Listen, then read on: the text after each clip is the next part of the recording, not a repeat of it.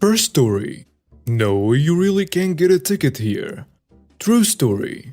In 1988, I was an extra on the movie Midnight Run with Robert De Niro and Charles Grodin.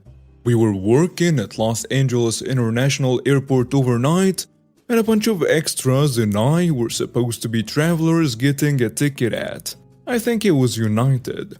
So United rented us one of their otherwise closed ticket counters at the far end of the airport, and one female extra was given a United uniform to wear during the shooting. So we extras lined up with our bags, suitcases, shoulder bags, and just looking like we're waiting in line to check in, right? Well, after a number of takes, some guy walked up behind us and got in line. We knew he wasn't an extra because we knew all of our own. So we politely told him we were extras. We were shooting a movie and he wouldn't be able to get a ticket. We pointed out the real United counters where he could. Well, the line was moving fast. Of course, nothing needed to be done other than the extra United agent handing fake tickets to us. So he stayed in line, despite all of us telling him he was wasting his time. Finally, he got up to the ticketing agent and she said to him, "I'm sorry, sir, I can't give you a ticket. We're shooting a movie. I'm an extra and this terminal isn't even open." Well, Mr. Mistaken Lion became Mr. Entitled Moron, and he demanded a manager. An assistant director on the film heard him and wandered over and asked him what was going on. When the guy tried to bluster, we all told the assistant director that every one of us had told him he couldn't get a ticket in our line. The guy kept trying to argue when the assistant director just said,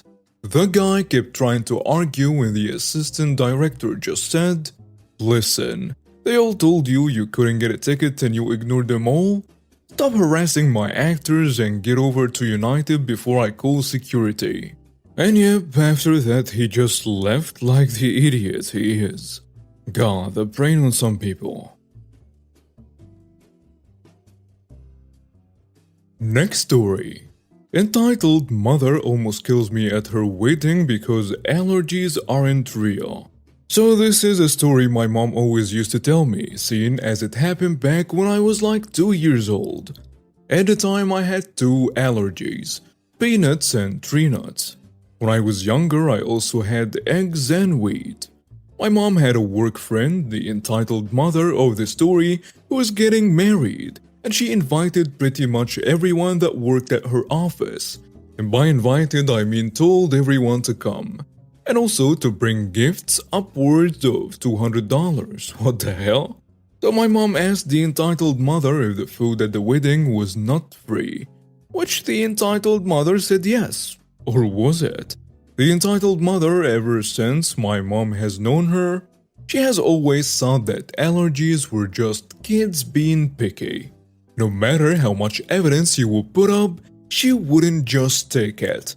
She often said that if those kids need EpiPens just because they are so picky, why doesn't my son, she's been divorced, have it when he eats broccoli? Not even lying, she actually said this. So because of this, my parents were skeptical, and of course brought my 2 EpiPens to the wedding.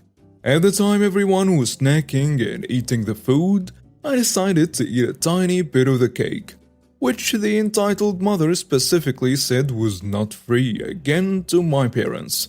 So I took a small bite and what do you know? Within seconds hives begin popping up all over me. I start absolutely wailing, seeing as I'm now having trouble breathing.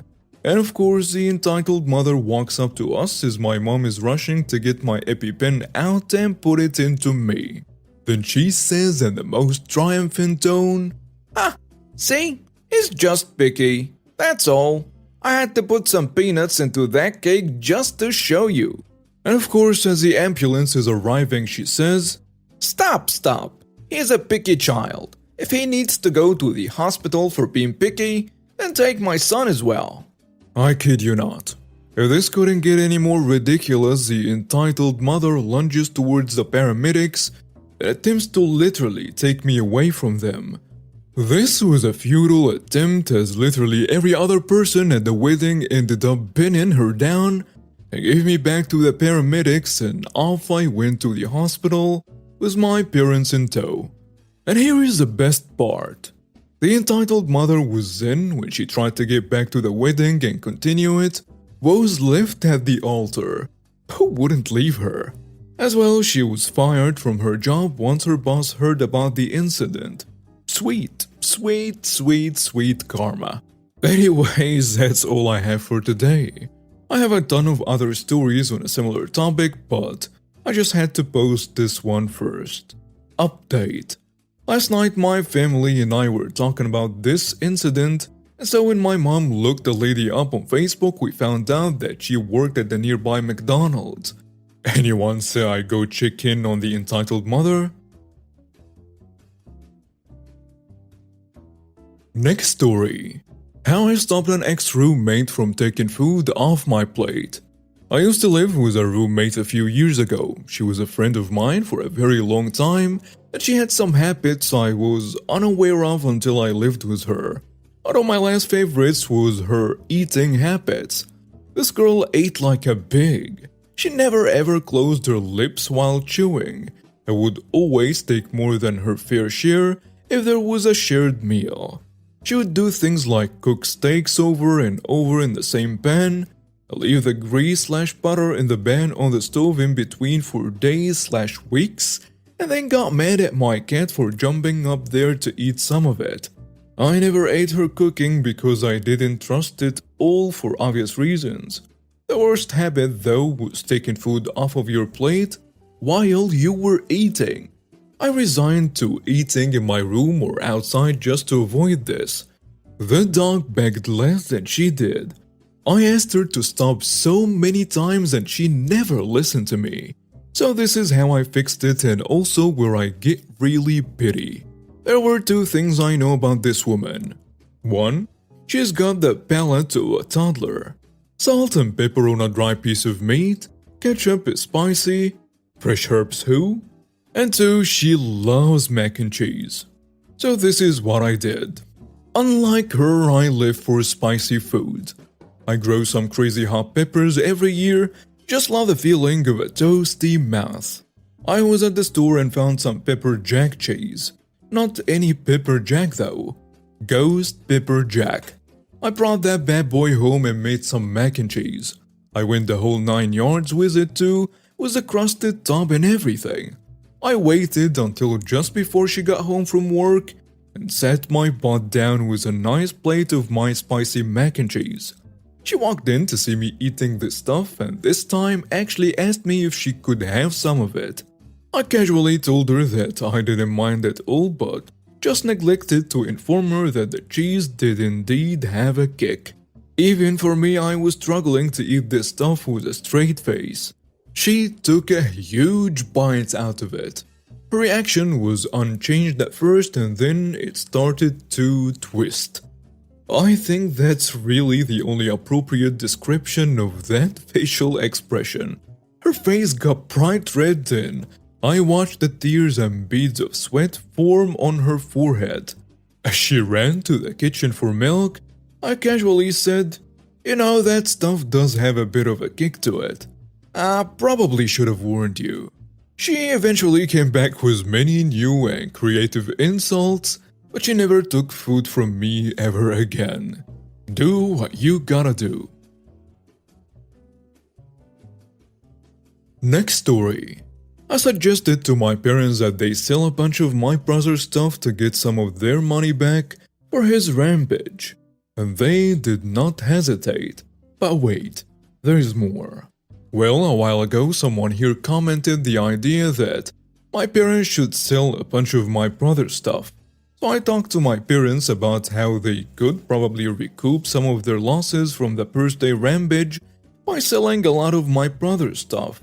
I was surprised by how readily they agreed it was a good idea. I mean, it was like a light bulb moment for them.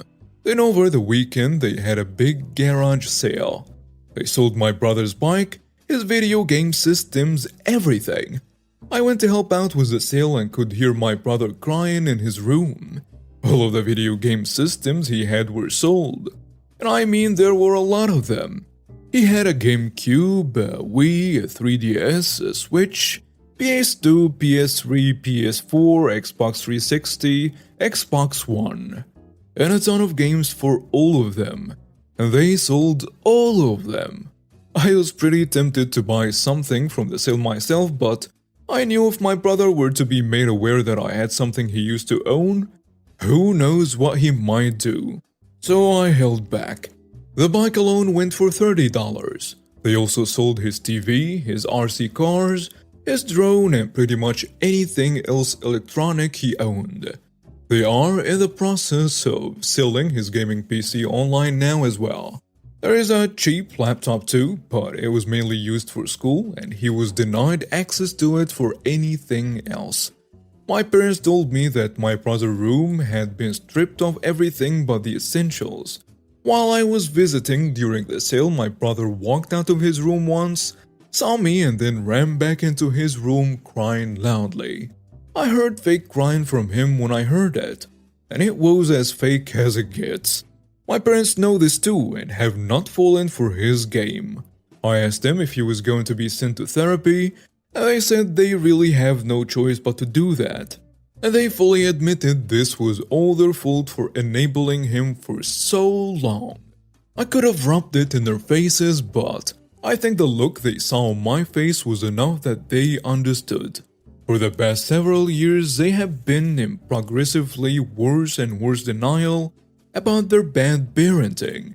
Friends and family have been telling them for a long time now that they went too far, spoiling my brother. And that not only would it come back on them one day, but it would also mean that my brother may be incapable of functioning as an adult. And if that's the case, it expects someone to provide for his every need forever. And I would not become his caretaker when they become too old. My brother hadn't shown much improvement over the next few weeks. He was still being a brat, fake crying, getting into more trouble, and even stole another kid's cell phone at school. He was caught playing on it in his closet, and my parents had to return it to the school to find out who it belonged to. Last week I had an idea and suggested a family intervention. My parents were hesitant when I brought it up, but they reluctantly agreed to it. I'm sure their hesitation was because an intervention would put them on the spot along with my brother. Then, on the next possible day, all close family and some friends could gather at my parents' house, and we formed a circle of chairs in the living room, initially without my brother in the room. My aunt spoke first, and oh boy did she let them have it. She'd written an entire speech that we all silently listened to. My parents tried to interject from time to time, but were silenced. When it came to my turn to speak, I also read a speech I composed, basically repeating everything I've told on Reddit thus far, and plenty more. My grandparents went next, and it just sort of followed down the line from there. My mother was in tears, and my father just held her. They both apologized to me heavily, and said they were terrible parents and that they ruined my childhood. I will never get that back. My aunt loudly stated that it should not have come to this for them to realize their own hypocrisy.